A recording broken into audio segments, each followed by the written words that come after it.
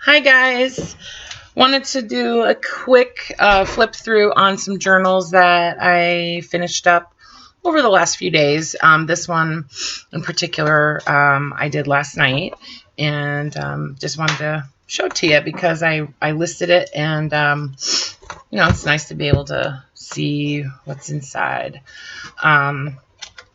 So basically it's just a vintage book about carpentry, and I love the book pages that came out of this book.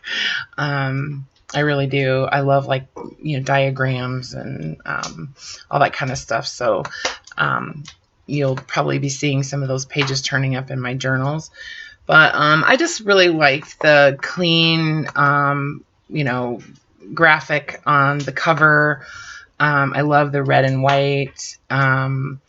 And I just thought it was very simple, clean, and really pretty. So I didn't do any kind of embellishment on the cover at all, other than the little knob closure. And I thought that was kind of appropriate. It looks like a doorknob, So, and then it's made out of 2 signatures, and I just bound those in with some cotton twine that I actually get at like Home Depot. So, anyway, and then there's just a piece of white seam binding holding the book closed. So that just slips off, and pretty easy to slip back on. You just have to press down and it flips right out. So we'll just go through. I'm not going to take every single tag out of every single pocket and envelope, but I will, at least point them out. So quite a few pieces of vintage ephemera in the book. Like this pocket is, from an insurance booklet, stuff like that. So there's a little tag. Actually, there's a little piece of coffee dyed note paper behind there.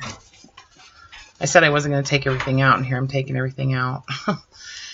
But yeah, so I'll just go ahead and flip through, and I attached, some little paper flowers here and there throughout the book. It's kind of random, this book turned out to be a little bit more like junky than some of my other books, I guess, in that the subject matter is just completely not related. Like, it's totally random, not any kind of a theme at all, really. Just all kinds of different stuff, bridge score sheets, some printouts, lots of different types of book paper from all different kinds of books that I have, some floral images, lots of writing space. I do like to leave a lot of blank,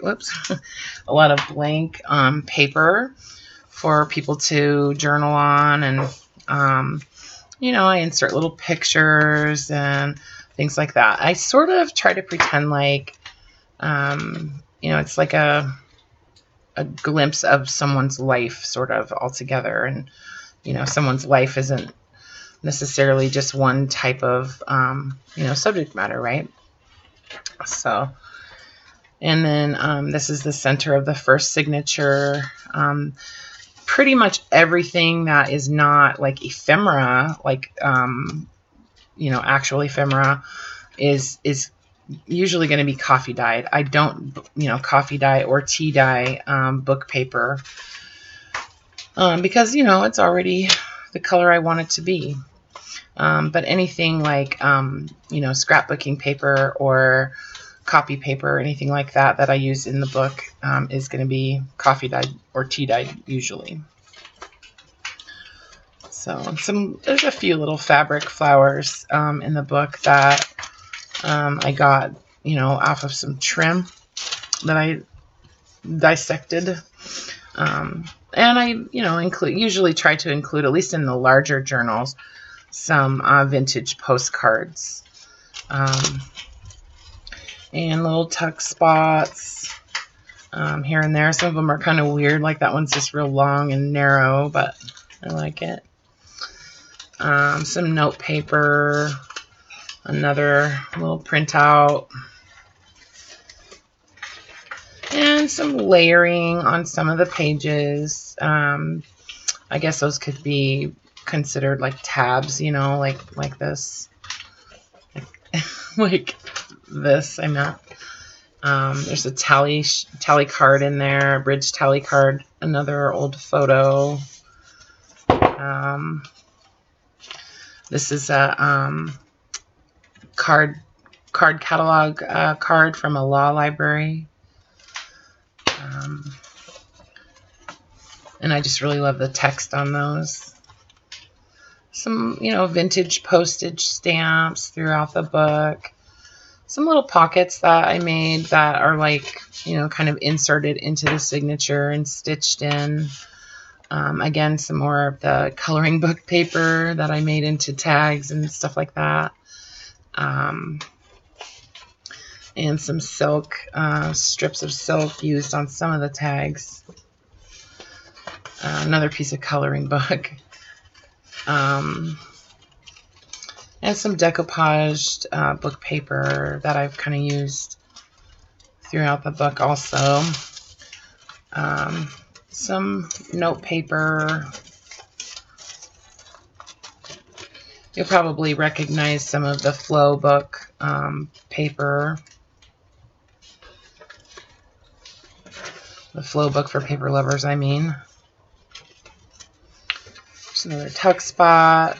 And there's like some advertising that I've cut out of, you know, some old vintage magazines that I've picked up recently.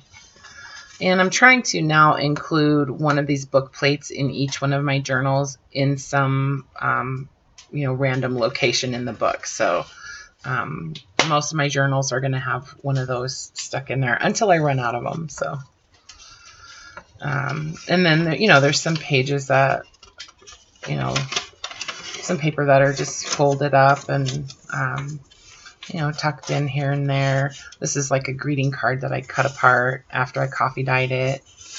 You know, just a tag from a Project Life set. There's an old postcard.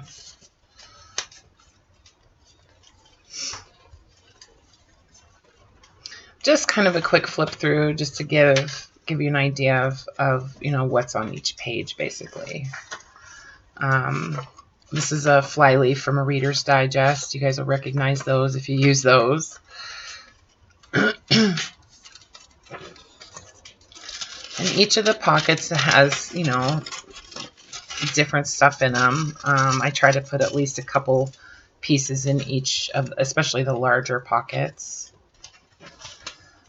And a lot of this stuff is coffee dyed. Some of it's not. Like a lot of the Tim Holtz paper that's double-sided, I don't bother to coffee dye. You know, they're already kind of distressed looking anyways. And this is the other side of that, you know, pocket insert that I made with some, you know, vintage advertising and some tags and things like that. This is one of the tags that I made with the Garden Flowers in Color book with acetate stitched over the image. And I'm still working on getting my sewing machine back together. I've been told I need to clean out the something to do with the wheels for the tension. So working on that. So some extra large tags in here in this back pocket. And then this is a little like tuck spot. So, and the back is plain, very clean. I really, really like this journal. I loved this book when I first saw it, and I'm glad that I finally got it finished up. So this is now listed on Etsy, as well as a whole bunch of little minis that I just finished up as well. So check that out. I will link my Etsy shop in the description. And if you like anything about the video, the book, anything, give me a thumbs up if you don't mind. I appreciate it. And don't forget to share the video with anybody that you feel like might enjoy it as well. And yeah, subscribe and all that good stuff. Ask any question that comes to mind. I'm more than happy to answer. And I try my best to get back in a timely fashion. So, all right. So you guys take care. Bye. Love you.